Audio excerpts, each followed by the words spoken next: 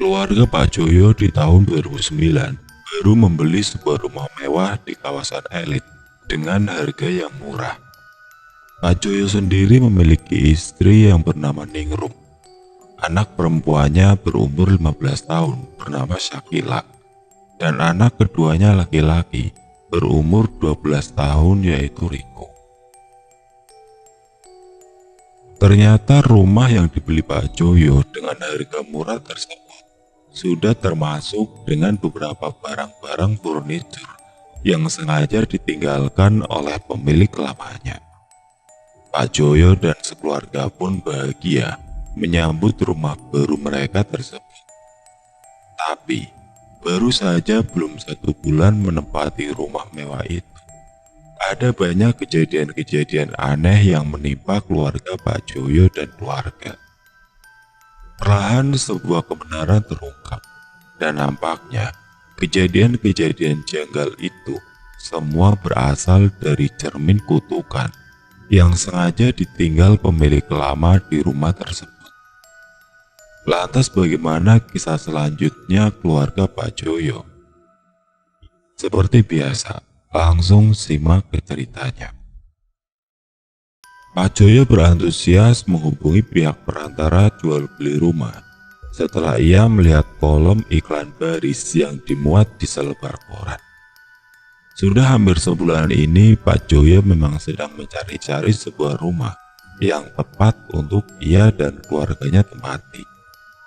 Setelah Pak Joyo mendapat warisan, ia beberapa kali mensurvei rumah di sekitaran wilayahnya saat itu.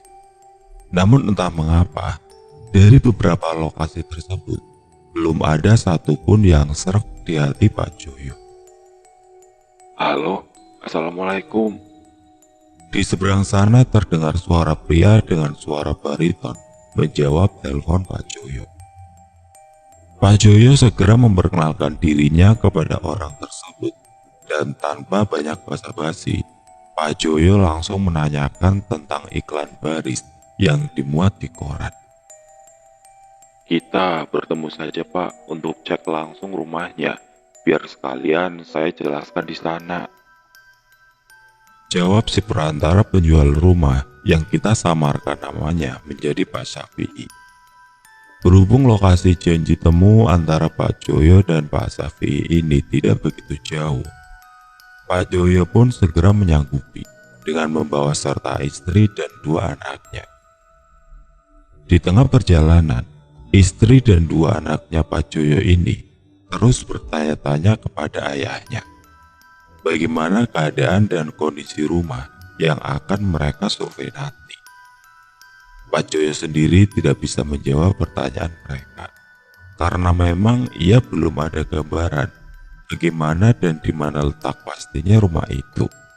Ya, namanya saja Pak Joyo ini dapat iklan baris properti dari koran. Jadi keterangannya pun masih minim yang ia dapat. Di titik lokasi yang ditentukan, mobil kijang kotak milik Pak Joyo kemudian didekati oleh seorang pengendara motor yang langsung mengetuk kaca mobil Pak Joyo. "Pak Joyo?" tanyanya ramah. Pak Joyo segera membuka kaca jendela mobilnya dan bersalaman dengan pengendara motor tersebut, yang ternyata beliau adalah Pak Syafi'i. "Ayo langsung saja ikuti saya dari belakang ya Pak, untuk cek lokasinya," ucap Pak Syafi'i yang langsung menancap gas motornya perlahan. Dari belakang, mobil Pak Joyo mengikuti arah motor Pak Syafi'i melaju. Sekitar 10 menit kemudian, Pak Joyo terenyang ketika Pak Syafi'i membelokkan motornya masuk ke dalam sebuah perumahan elit yang berada di kawasan Bekasi Timur. "Gak salah, ayah mau beli rumah di perumahan bagus seperti ini?"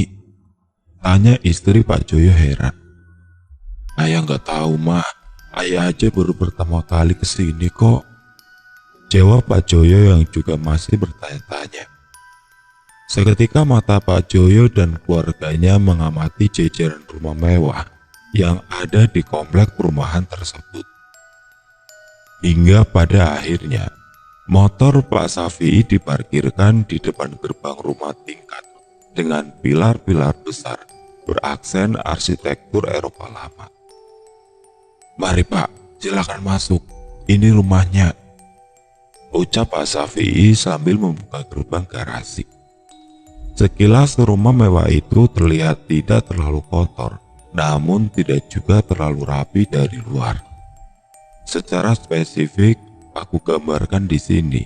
Menurut narasumber, rumah itu nampak ada beberapa tanaman ilalang liar di pekarangan rumah, dan di bagian garasi mobil juga nampak ditumbuhi rumput-rumput liar yang sudah mulai memanjang. Begitu pintu rumah utama dibuka, barulah nampak terlihat di dalam rumah mewah itu masih tersusun beberapa barang-barang furnitur seperti kitchen set, meja dan kursi makan, sofa empuk yang ditutupi oleh sebuah kain putih, serta ambalan-ambalan untuk menyimpan TV di ruang keluarga.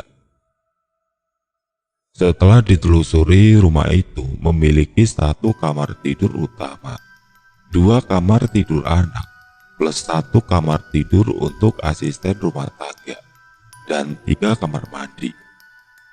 Begitu Pak Joyo dan keluarganya memasuki kamar anak yang kedua, nampak masih terlihat ada cermin besar yang menempel di dinding, dan di bawahnya terdapat meja kecil yang mungkin saja oleh pemilik sebelumnya dipakai untuk cermin dan meja rias.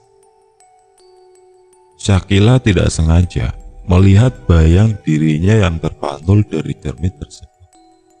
Namun saat ia perhatikan, wajah Shakila begitu cantik dan menarik dalam cermin usang itu. Shakila lalu bersuara kepada Pak Joyo, Ayah pokoknya harus beli rumah ini. Dan kalau ayah sudah beli rumah ini, aku pasti tempatin kamar yang ada kacanya ini ya," ucapnya manja. "Nah, ayah kan belum tahu harga rumah ini berapa. Dilihat dari bangunan dan fasilitasnya, pasti ini mahal nak," jawab Pak Joyo, berbisik-bisik kepada sang anak. Mendengar suara bisik-bisik Pak Joyo, si perantara rumah langsung berbalik badan dan tersenyum kepada Pak Joyo. "Gak mahal kok Pak, rumah ini dijual murah saja, seharga 255 juta saja, sudah termasuk dengan barang-barang yang ada." Seketika Pak Joyo dan istrinya saling adu pandang. Mereka berdua merasa rumah sebesar itu dengan banyak fasilitas dijual dengan harga yang murah sekali. Padahal jika dilihat dari berbagai aspeknya, rumah mewah dalam perumahan tersebut bisa dijual dengan harga 400 sampai 500 juta di tahun 2009. Pak Joyo kemudian menghitung-hitung kembali uang yang ia punya bersama dengan istrinya di rumah. Jika uang warisan ditambah dengan uang tabungan yang dimiliki oleh istrinya digabung, jelas uang yang dimiliki mereka sudah sangat cukup untuk bisa membeli rumah tersebut. Pak Joyo lalu menelpon kembali Pak Safi'i terkait masalah harga. Pak Joyo iseng-iseng meminta Pak Safi'i untuk meminta nego rumah itu. Barangkali saja Pak Joyo bisa mendapatkan harga dengan lebih murah daripada harga yang sebelumnya. "Coba nanti saya tanyakan lebih dulu sama pemiliknya. Padahal harga yang ditawarkan ini sudah jauh murah sekali loh Pak Joyo, dibandingkan dengan rumah di sebelah-sebelahnya," sahut Pak Safi'i.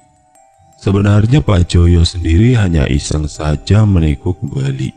Jikapun tidak diberi harga nego, ia memang sudah berencana membeli rumah tersebut. Keesokan harinya Pak Joyo mendapatkan telepon dari Pak Safi'i.